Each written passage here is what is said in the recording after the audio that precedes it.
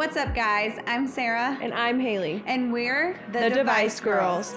Our mission for our podcast is to inspire and empower, educate, and learn all about the medical and healthcare industry as a whole. So tune in, and we hope you enjoy this episode. This is our first ever episode. Welcome. Thank you so much for listening and joining. This has been a passion project that Haley and I have been working on for, oh my gosh, like a really long time. Long time coming. Yeah. Over a year. Mm-hmm. So we both are medical device sales reps and love what we do. It's kind of, I guess, our way to impact patients' lives in a different kind of not hands-on approach, but be a part of a team that medically enhances and changes patients' lives. So we love what we do, and we get asked all the time about what we do. And so here we are. Yeah. Answering questions. I agree with that. Sarah and I actually met. We both went to a college called Medical Sales College, and it's really crazy because we kind of like, there were 10 people in the class, and we were like both super shy, kind of in the beginning. Which is crazy because we're and not. Then we sat in the front row together, like who wants to sit in the front row in class? But we were just like, screw it, and sat next to each other. And then like ever since then, we've been like thick as thieves. Besties. We call each other every single day. Yeah. Both landed some great jobs. So breaking into this industry is really hard, and it's something that I was so appreciative to have Haley as a support, because for me personally, it took me almost 2 years.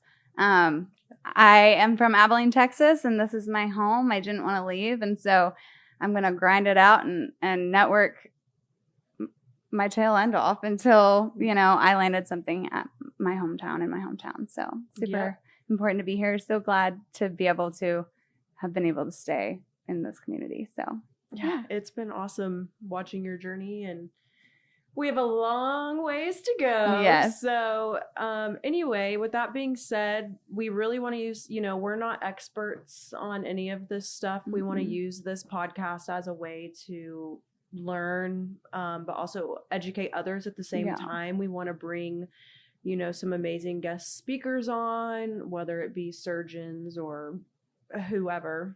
Doctors, reps, practitioners, nurses, scrub techs, anybody in the healthcare industry. This is like a really broad space and platform. There's so many sides to the healthcare and medical industry, not just device. But I'm super excited to also be here and just learn with you and answer any questions and grow and build a community. And this is really about empowering people, inspiring people, answering questions, educating, like all of it. Right. We're excited. We're ready to be here. So super excited. So Sarah, I guess tell me how you even got to Medical Sales College in the first place. Maybe we should tell them a little bit about that. Okay. So like I said, I'm Abilene homegrown. I love this community. And I went to Wiley High School here, go Bulldogs, and then stayed here and went to McMurray University. Got a degree, a business degree. And then after I graduated, so my senior year, Dustin, my husband, and we got married my first semester senior year. And then second semester, we found out our little munchkin Sloan was on the way. And that was a surprise, the best surprise. But I have one thing to say. What? I'm just like his favorite friend of yours ever. He's been obsessed with me this whole weekend. Anyway, go on. Yeah, it's been fun. Love Sloan. He's the best. So we found out we were pregnant with our little munchkin. We're working on flipping our house, and it was like, okay, I now graduated. I'm pregnant. It's time to grind. Here we go. And so after I had Sloan, I was actually on maternity leave about 6 weeks in. And I'm like, okay, I need to really get it together and figure out what I'm going to do. So that's when I stumbled upon MSC. And what drew you to MSC? Like anything in particular? Or? Facebook ads. I'm not even joking. And you were just like, I should just go after medical sales? Like, did you Well, know no. anything about it? Yeah. So like my degree, I started in nursing school. And then my degree, Right. I changed my major because Okay, then I knew this, realized knew this. I felt like nursing wasn't fostering all my strengths. Like I waited tables all through college. I don't know. I just feel like I have a really fun sales side of me, and You're I'm very like, outgoing, like a very personable person too. thank So, you. yeah. People, I'm a people person. I Yeah. love people. And so I was just like, okay, what else can I do that doesn't require me going to med school? And I can financially get, more advanced and ahead. But really, most importantly, still have that hands-on patient impact and med device. My roommate at the time, she was in nursing school, and her now husband had graduated and he moved off. It was kind of my first introduction to med device. And I was like, what are you doing? This is cool. Yeah. Tell me about it. And then I was like, okay, this is my niche. Like, this is what I want to do with my life. Here we go. So then, I changed my major. And that's how it led me to MSc. Then Facebook ads, because our phones listen, Oh, yeah. So mine does that to me all the time, and it's really, really creepy. Yeah. Like, so then they just down. started coming all the time. And I'm like, okay. And so I called because I have a 6-week-old baby. And I'm like, I called. I was interested in the program we took, the spine orthopedic reconstruction and trauma program, 12 weeks. And I hung up the phone. I was like, I let the devil get in my head. I'm like, there's no way I have a baby. This is a in-person course. Like, there's no way I'm going to be able to do this. Yeah. And so, I got a call back from MSc, and I was like, oh my gosh, should I answer? So I answered, and then I was like so hyped. I got off the phone, and I'm like, I really want to do this. I have to go. And I just prayed about it. I like, student loans, here we can. Like, applied that, I got approved for that. And then, just God answered every prayer and opened every single door to provide a way. I mean, the reason I will never leave this town, you've seen, like, my support system here, my family is so important to me, and raising my little munchkin with grandparents, cousins, aunts, uncles, everybody. And I wouldn't be able to be here without them. So, so my dad, he was like, I'm going to help you. And he actually just retired from teaching at McMurray. And so he said, I will drive up with you every week and I will watch your baby. So every Sunday. That he did. Mm-hmm, I remember. Every Sunday night, Sloan and Mama in one car, Buppy in another car, drove to Dallas, and we had an Airbnb. And my dad, I think this is like also a testimony to my family. Like, my dad, he stayed up there, for Monday and Tuesday. Then my husband, he got off work at almost 11 o'clock at night on Tuesdays, would drive up, get to McKinney at 3 o'clock, 2 o'clock in the morning. Yep. And then he'd be up there Wednesdays and Thursdays. And then we got out of lab at noon on Fridays.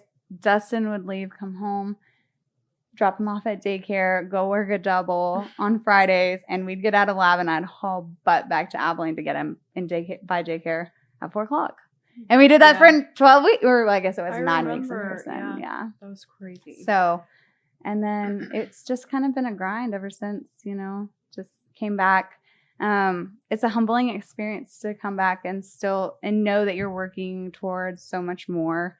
And you're made for more, and your heart's so ready to impact and do more than what you're doing. And but I used waiting tables as an opportunity to just network and to grind and to say, okay, this is my opportunity. So any reps, nurses, surgeons, doctors that came in, I was like, hi. And you have to, yeah. And so I got into, there were several surgeons here that I was just so blessed that they gave me the opportunity to jump in and to learn and to get to grow and build my resume and create the opportunity for me that I have now.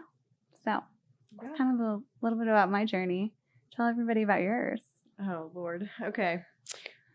All right. So I am originally from a suburb of Dallas called Rockwall. And then after high school. Shout out to Shaq. To Shaq. Because he's from Rockwall, right? I think. We have to revisit this whole Shaq thing because okay. you keep saying that. Like, I swear he is. Shaq? Can we Google this? Who? It doesn't matter. Anyways, who are you talking about? Shaq, the basketball player. He's hard to miss. Like, he's extremely tall. Okay, so you've never seen him. Basketball. Okay. Sorry. Besides the whole Luka thing, okay. I know about that. And I don't know. It's very disappointing. Okay. I know you don't care because you're not from Dallas. Oh, wait. No. Yeah. He Mavs went to the Lakers. Got it. Yeah. Okay. Anyways, Rockwall. So I grew up in Rockwall. And then after high school, I went to college at Texas A&M University, Gig'em baby. And I got my degree in biomedical sciences. And honestly, for the longest time growing up, like as a little girl, I wanted to be an orthopedic surgeon because I had one of my parents' best friends, the husband. He's amazing. Shout out Dr. Johnson. Anyway, I looked up to him a lot, and he was kind of my inspiration for that. And neither one of his kids wanted to be a doctor, and so he's like, Haley, or trying to get one of us to be a doctor, and I'm like, I can do it, Yeah. So anyway, and then I when I got into high school and I was kind of like going through different things, I was already going down like the health track, biology, chemistry, all of that. I kind of, after I did clinicals and everything, I was like, I have a really strong love for animals too. Like I just always... Like our dogs, Willow. My brothers played with them or whatever, but like I was always, right there next to them. Anytime something went wrong with them, I'm like bawling to my parents, like, what's happening to Avery or Chloe, just crying. And so it was like, kind of had a conversation with my mom, and she's like, what if you just combine the two? She's like, you could do medicine for dogs, so veterinarian. And I was like, wait. Yeah, it's like I want to work with animals every day, that type of thing. And so when I went to college, I was gung-ho set on becoming a vet. Like I fast-tracked my undergrad and I graduated early because of it, because I was trying to go to vet school early. And it's really tough. Like vet school it's harder to get into than medical school. And like I wasn't really blessed with someone paying my student loans for me, which is fine. But, I kind of had to consider a bunch of things after not getting into vet school twice. Yeah. It was kind of like. Well, it's because God was telling you were made for more. Exactly. So it was kind of like, maybe this isn't maybe there's a reason this isn't working out for me. I've tried twice, and that's over a span of a year you have to wait to apply again. I didn't know that. Yeah. Dang. And I was trying to stay in Texas because I could not afford to go anywhere else. I mean, and thankfully the second year tech opened up, but I like both of them, I still didn't get in. Anyway, so then after I graduated, I graduated a semester before all of my friends. And so, I was going back to A&M like every other weekend and just hanging out because what else was I supposed to do? I was working a job. I was a personal assistant for a guy back in my hometown, and I was kind of helping him run, all of his gigs he had going on, which was cool because it taught me a lot about business. And like I kind of was right there when he was starting one of his businesses. Like, so is that where you feel like you kind of developed this like like kind of a businessy sales side? And then I kind of went back and forth. Maybe I should do nutrition, or I always wanted to be in medical. Yeah. And then my mom, she works for an orthopedic surgeon actually, and she was like, Haley, do this. What if you become a rep? And I was like, what are you even talking about? I mean, like, honestly. It's so weird. We talk about this all the time. And sometimes when I talk to people about what I do, they're like, what's that?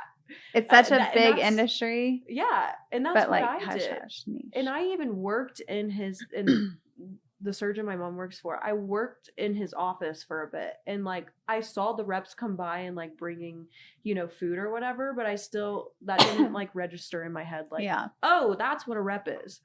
So anyway, I was like, okay. So I went and met with one of the reps that works with that surgeon. And he's an older guy. He's been in the game for a long time. And the industry has changed a lot over the times. But he had really great stories and just a lot of great things to say. And I was like, you know what? I think that's for me. Yeah. Like, I'm outgoing. I love talking to people. Yeah. Of course, I love, helping patients and being there in that side of the healthcare aspect and realm as well. So I was just like, okay, let me see. So I start searching like medical sales school or something because I'm like, I don't know anything about this. And then I'm getting ads for a medical sales college. So I'm like, I guess good job, MSC, because you hooked us both. Yeah, you're advertising. Yeah. Right there. You got me. But I was like, I'm just gonna like go for it. Yeah. Why not? Like, I need something at this point. So I'm like, I think I called them too, but I can't remember.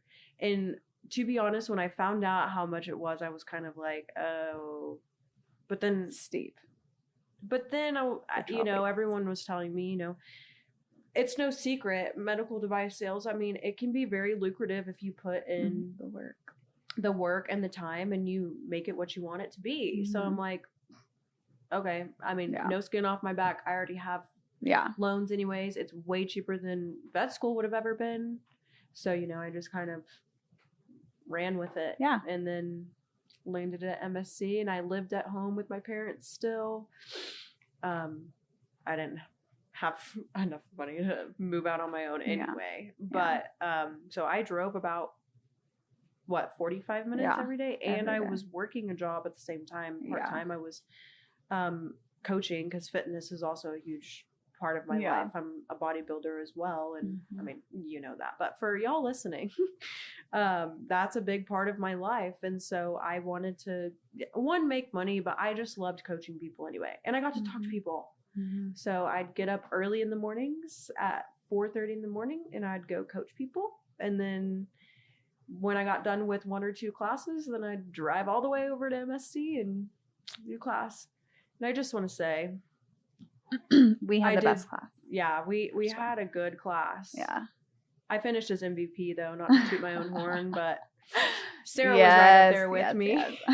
Just kidding. No boasting on this podcast, okay? Okay. Yeah. No.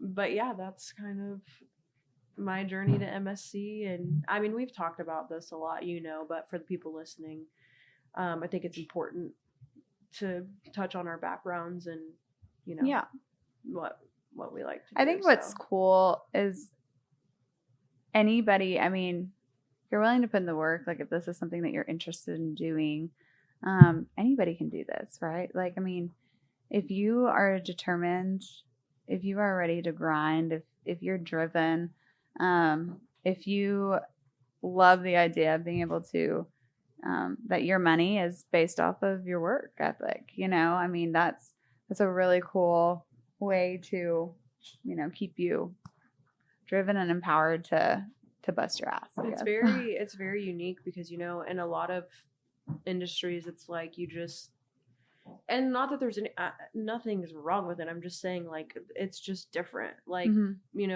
most of the time it's like you're getting paid just a certain salary to do your job or whatever. This industry, it's like, okay, you might get a little bit of a salary, but then like it's eat what you kill at that point 100%. With your commission. And so that part I think makes it fun because I've always been a super competitive person. Yeah.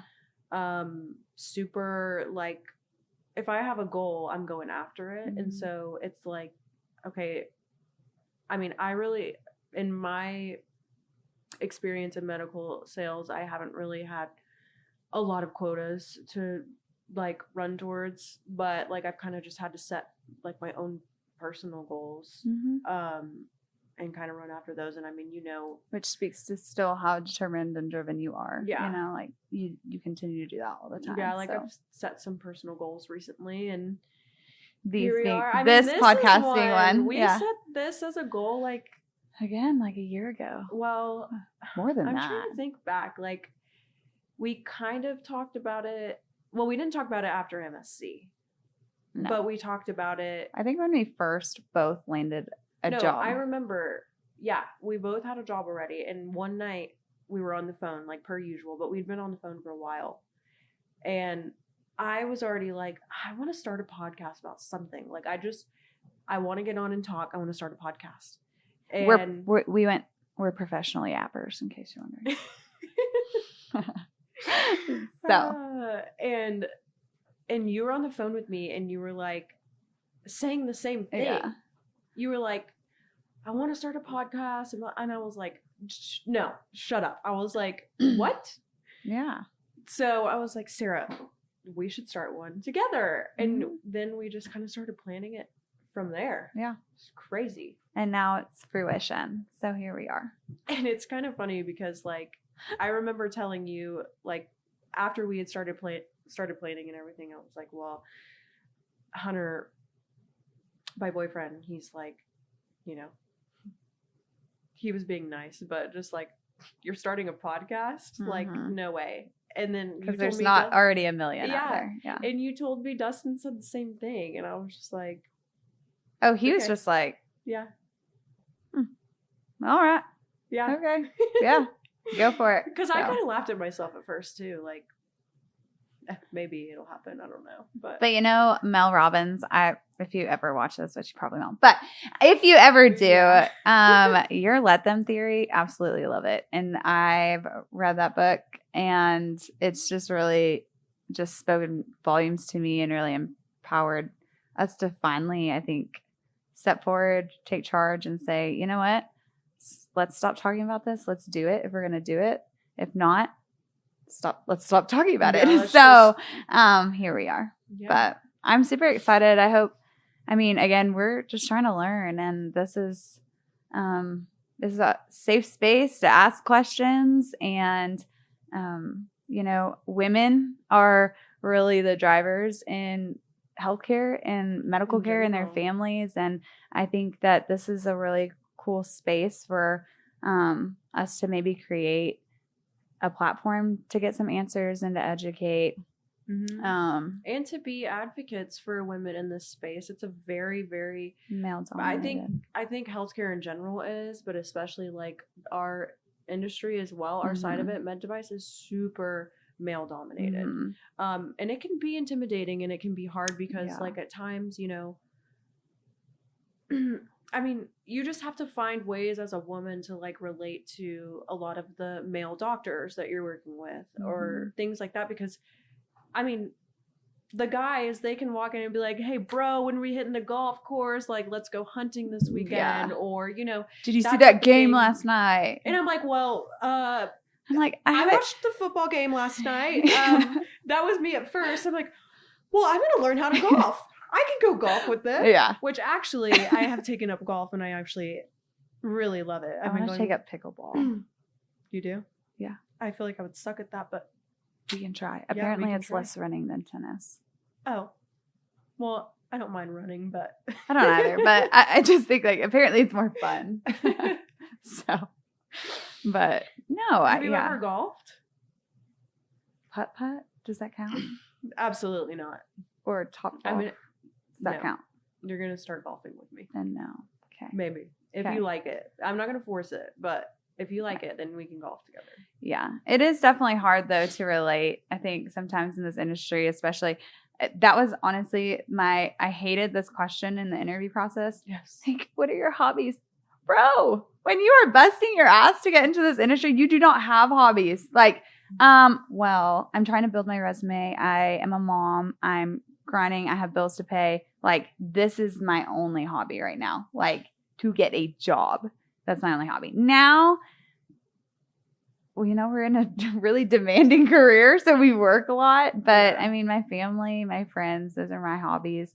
But yeah, like I'm looking forward to the opportunity to eventually pick up things like pickleball. But it is hard to relate, and it's hard to back to like the hobby thing. It's hard to juggle it all. Like, like I said, I'm a bodybuilder, and it's like some days I don't go to the gym till 7:30, 8 o'clock at night, or like when I've been in prep before, I'm getting up at 4 o'clock in the morning, getting my cardio done, and then going back to the gym in the afternoon at 8 o'clock and actually getting a lift in, and then, meal prepping Sundays or whenever I can get it done. Yeah. And that's another thing is when you're standing in the OR all day, you have, like, I had to time my meals, and like you can't just say, hey doc, I'm gonna go eat real quick. Hungry. Like, no. So that kind of thing, like figuring out how to juggle all of it, work, life, hobbies, it can be tough, but it can be done. Yeah. So it sure can. Well, so I don't know. I'm so excited. I hope like this gave a little bit of insight onto us, why we're here, what this space and platform is going to be. And I hope it excites you guys to all get to hear from people, learn. I hope you are inspired, or if you have any questions, always like ask. We are an open book here, and we want to be able to answer any questions and build a community. So super, super excited to have you guys on, and we'll see you for episode 2. Thanks, guys. Bye. Hey, who this? I'ma pull up in a brand new day. With this, go hard out, dollar do pay. Hey.